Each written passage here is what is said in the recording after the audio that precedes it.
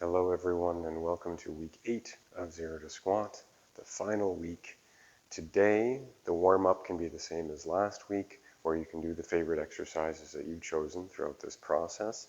And after we've done that, we're going to spend the rest of our time on the actual bodyweight squat itself. So let's get to it.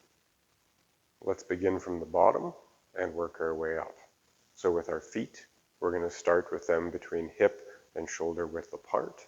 The toes themselves are going to probably be pointed out some small amount based on whatever's most comfortable for you.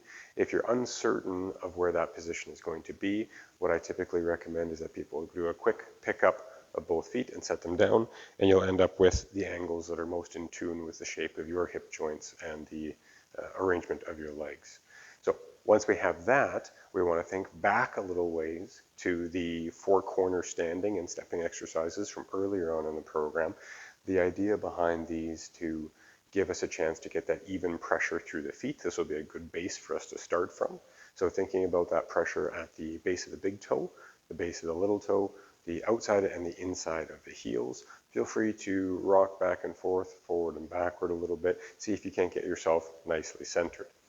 From there, we're going to move our way up, and we want to look down at our knees. Ideally, the kneecaps are going to be pointed out over the second or third toe of our foot throughout this process. Something that can happen when people have their toes pointed outward is that they can still leave their knees somewhat parallel.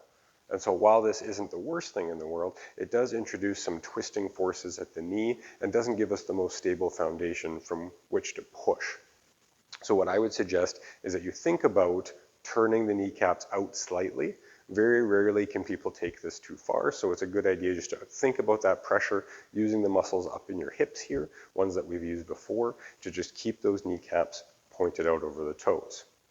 From there, what we're going to do is think about standing up very nice and tall, getting ourselves stacked up on top of us. And for this one, thinking about that tailbone coming forward and those ribs coming down a little bit, that core engagement that we practiced in various forms throughout the process is going to be very useful to making sure that we're not either arching or slouching into this position. We would just like to be together, like so. So we've got the feet in their position, we've got the knees in their alignment, and we've got our middle ready to do what's about to come next. Once we have ourselves in a comfortable position, we're going to begin the movement by going through the ready position that we've already learned.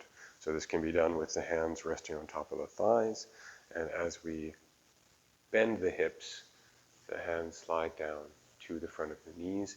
In this case, the kneecaps are still aligned over top of the toes, and I still have some mild tension through the middle, so that as I come down, I feel my weight still centered in the feet.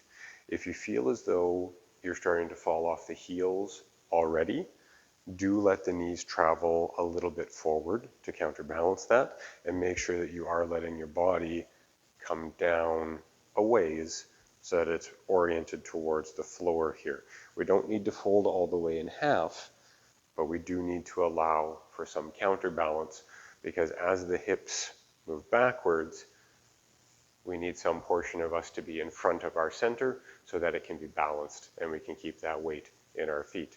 In an ideal situation, you would feel the weight basically right through the bottom of your laces, not too much to the heels, not too much to the toes, but that will come with practice.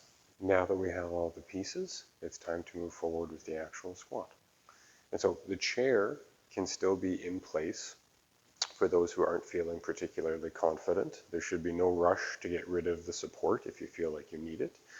At some point, it will become redundant and unnecessary, and then you can move on at your own pace to something that's completely freestanding, and we'll demonstrate both here today. So the first one, with the chair, we get ourselves lined up, our feet shoulder width apart, toes outturned slightly, pressure in the center of the foot evenly through all corners if possible, kneecaps pointed out over the toes, core or center engaged like so. From here, we can start with the hands in any position we like, at the front, at the sides, etc.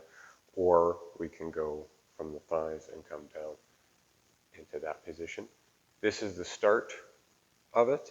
If we want to go deeper, we have to let everything go into a deeper bend, ideally keeping that ratio, that proportion of hip to knee movement the same, which is that we don't want to end up in a crouch,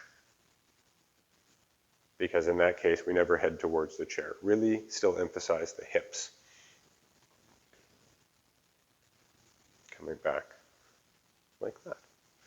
If at some point you feel like you're falling over, remember to let the knees and let the body come forward just a little bit to allow for that balance of your center of gravity. And as you're coming back up, think about bringing those hips back underneath you to complete the movement. If we want to do it completely freestanding, we're just going to turn this other way. All of the same rules apply: the feet, the knees, the middle, and then when we go down,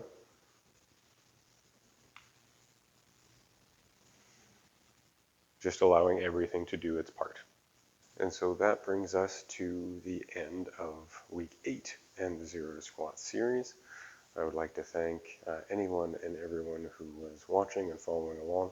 I hope that this was useful in developing this new skill or some portion of it. And as far as the sets and reps are concerned, this is a pretty wide open topic. A couple of suggestions over to the side here as to how you could begin, but really this is something that can grow with somebody over the span of months or years. You can do these for a very long time and get benefit as long as you make them challenging for yourself. And so, as always, if there's any questions or comments, please feel free to leave them below or to get in touch with our office. We're more than happy to answer any questions that you may have. Thank you very much for watching.